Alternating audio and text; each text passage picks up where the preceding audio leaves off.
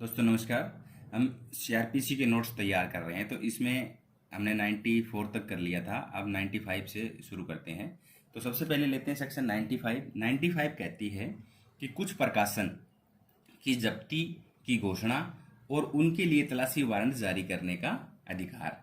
तो सेक्शन 95 का पहले पॉइंट के अंदर क्या है कि जहां राज्य सरकार को प्रतीत होता है कि किसी समाचार पत्र या पुस्तक में अथवा किसी दस्तावेज में, चाहे वह कहीं पर भी मुद्रित की गई हो, कोई ऐसी बात अंतर्विष्ट है यानी कि उसके अंदर है जिसका प्रकाशन आईपीसी की धारा 124 ए, 153 ए और बी दोनों, धारा 292, धारा 293 और धारा 295 ए के अधीन दंडनीय अपराध है, तो राज्य सरकार ऐसी पुस्तक या समाचार पत्र के प्रत्येक अंक की प्रति का अपने पक्ष में संप्रहरण करने की घोषणा अधिसूचना द्वारा जारी कर सकती है।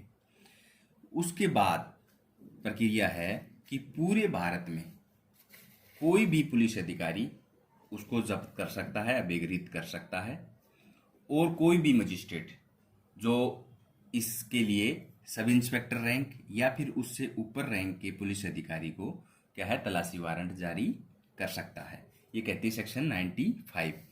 अब इसका दूसरा पॉइंट है वो ये बताता है कि धारा 95 और धारा 96 है, इसके अंदर जो ये शब्द आए हैं जैसे कि पुस्तक है, समाचार पत्र है, तो इनका मीनिंग्स क्या समझा जाएगा वो। इसका पहला पॉइंट ये कहता है कि समाचार पत्र व पुस्तक का अर्थ वही होगा जो प्रेस और पुस्तक रजिस्ट्रीकरण एक्ट जो है, अधिनियम जो है 1867, उसमें जो दिया गया है वही समाचार पत्र और पुस्तक का मतलब समझा जाएगा। दूसरा इसका पॉइंट ये कहता है कि दस्तावेज के अंतर्गत क्या है, रंग चित्र, रेखा चित्र, फोटो चित्र और अन्य दृश्यारोपण भी आएंगे। और तीसरा पॉइंट इसका ये कहता है कि इस धारा के जो आदेश है उसको प्रसंगत अगर करना है, मान लीजिए अगर खारिज करवाना है, तो वो सेक्शन जो 96 हम जो आगे पढ़ेंगे उसके उपबंधों के अनुसार ही इसको प्रसंगत किया जा सकेगा। अब है सेक्शन 96। तो 96 क्या कहती है, जो हमने अभी 95 में भी देखे आ रहे थे कि संप्रहरण की घोषणा के उपास्त यानी कि खारिज करने के लिए हाई कोर्ट में आवेदन, अगर जो सेक्शन 95 के तहत जो जब्त हुआ है उनको खारिज करवाने के लिए। तो इसका पहला पॉइंट कहता है यदि किसी समाचार पत्र, पुस्तक या दस्तावेज को संप्रहण करने का आदेश दिया गया है और उसके हित रखने वाले व्यक्ति को ऐसा लगता है कि उसके खिलाफ ऐसा आदेश गलत दिया गया है, तो वह व्यक्ति इसकी अपील सीधे उच्च न्यायालय में कर सकता है। ये इसका पहला पॉइंट है। अब दूसरा पॉइंट क्या है, दूसरा कहता है कि हाई कोर्ट है जो उच्च न्यायालय है उसके अंदर 3 या अधिक न्यायाधीश की पीठ द्वारा इसकी सुनवाई की जाएगी। तीसरा पॉइंट कहता है ऐसे समाचार पत्र, पुस्तक या फिर दस्तावेज को साक्ष्य के रूप में कोर्ट में पेश किया जा सकता है। चौथा कहता है कि हाई कोर्ट को ठीक लगे तो आदेश को खारिज कर सकता है। और पांचवा पॉइंट है कि यदि न्यायाधीशों में मतभेद है, क्योंकि इसमें संख्या ज़्यादा थी, तो निर्णय जो है बहुमत के आधार पे किया जाएगा। यह है सेक्शन 96। अब लेते हैं सेक्शन 97 को। 97 क्या कहती है कि सैदोष परिरुद्ध व्यक्तियों के लिए तलाशी यदि किसी district magistrate, sub divisional magistrate, SDM और जेएमएफसी यानी कि जुडिशियल मजिस्ट्रेट फर्स्ट क्लास, अगर फर्स्ट क्लास मजिस्ट्रेट को ये विश्वास करने का कारण है, विश्वास करने का कारण हमने सेक्शन 26 में पढ़ा था, उसका मतलब ये है वही होगा कि किसी व्यक्ति को परिरुद्ध किया हुआ है तो वह तलाशी वारंट जारी कर सकता है, और यदि दौरान तलाशी वह व्यक्ति मिल जाता है तो उसे तुरंत मजिस्ट्रेट के समक्ष लाया जाएगा। अब सेक्शन 98। 98 क्या कहती है, अपहरण या व्यापहरण की गई स्त्रियों को वापस करने के लिए विवश करने की शक्ति।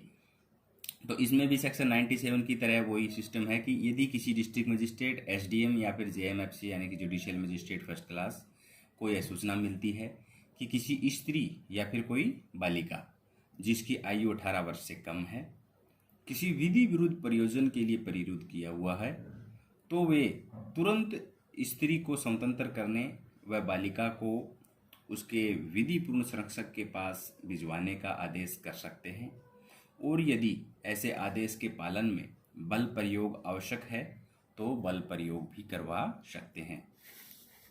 अब है सेक्शन 99 कहती है कि तलाशी वारंटों के बारे में आवश्यक बातें, direction etc of search warrant. तो वारंटों के बारे में क्या आवश्यक बातें क्या क्या है, ये कहता है धारा 38, 70, 72, 74, 77, 78 और 79 के उपबंध जहां तक हो सके उन सभी तलाशी वारंटों पर लागू होंगे जो धारा 93, 94, 95 और 97 के अधीन जारी किए गए हैं। कोई विशेष बात नहीं है वैसे समझने वाली इसमें। अब है सेक्शन 100, ये काफ़ी इंपॉर्टेंट सेक्शन है, तो अच्छे से पढ़ने वाली है, इसके पॉइंट भी ज़्यादा हैं, तो इसका एक सूत्र है, इसमें सारे फिट बैठ जाएंगे। इस सेक्शन 100 कहती है कि बंद स्थान के बाहर साधक व्यक्ति तलाशी लेने देंगे। तो ये जो सूत्र जो है फेसर मपमा, इसमें इसके 8 पॉइंट फिट बैठेंगे। तो इसमें पहला है डिजिट क्या है, एफ से बनेगा facility by owner. Facility by owner का मतलब ये हुआ कि जिस स्थान की तलाशी ली जानी है, बंद स्थान है, वहाँ का जो भी उसका वारसाधक व्यक्ति है, वो व्यक्ति जो व्यक्ति उस वहाँ तलाशी वारंट लेने के लिए जो पुलिस अफसर आया है, उसकी मांग पर उसे क्या है उस स्थान में अबाध रूप में प्रवेश करने देगा और उसकी उचित सहायता करेगा। ये पहला पॉइंट कहता है इसका। अब आ गया ई से बनेगा एंट्री मतलब ये हुआ कि अगर वो जो वारसाधक व्यक्ति है पुलिस अफसर को उस स्थान के अंदर प्रवेश नहीं करने देता है, तो वो जो पुलिस अफसर है सेक्शन 47 के दूसरे पॉइंट के अनुसार प्रवेश कर सकता है। उसका दूसरा पॉइंट हमने पढ़ा था, क्या कहता है कि खिड़की और दरवाजे तोड़ के उसके अंदर प्रवेश कर सकता है पुलिस अफसर। अब आगे इसका तीसरा पॉइंट है, तीसरा है एस से बन गया सस्पेक्टेड पर्सन। इसका मतलब ये है कि जहां तलाशी ली जा रही है, जिस वस्तु के लिए तलाशी ली जा रही है, यदि तलाशी की जा रही वस्तु वहां मौजूद किसी व्यक्ति के पास होने का अगर संदेह है तो उस व्यक्ति की भी तलाशी ली जाएगी। अब इसका चौथा पॉइंट आ गया आर से बन गया रेस्पेक्टेड पर्सन।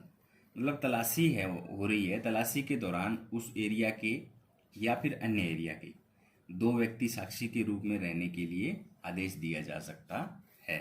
ये है इसका चौथा पॉइंट। अब है पांचवा बन गया एम से मीमो का मतलब है कि जो तलाशी में जो भी सामान पाया जाता है उसकी एक सूची तैयार की जाएगी और उस पर जो साक्षी हैं वहाँ पे उनके हस्ताक्षर लिए जाएंगे। अब है छठा पॉइंट पी से बनेगा प्रेजेंस पर्सन।